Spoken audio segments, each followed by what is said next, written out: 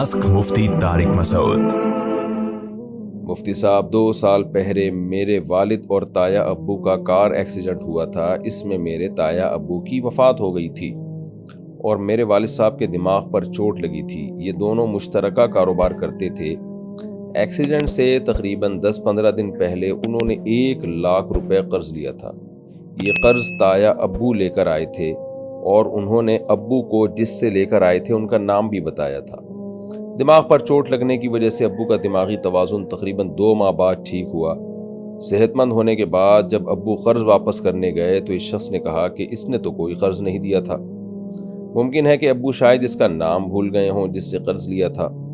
2 سال گزرنے کے بعد بھی ابھی تک کسی نے قرض کا مطالبہ نہیں کیا، جبکہ قرض ادا کرنے کا وقت صرف کچھ ماہ کا تھا۔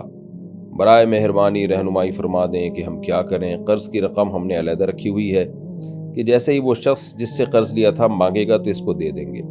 یہی کر سکتے ہیں آپ کہ وہ رقم الگ رکھیں، انتظار کریں کہ جب وہ شخص مانگے گا تو ہم اس کو دے دیں گے۔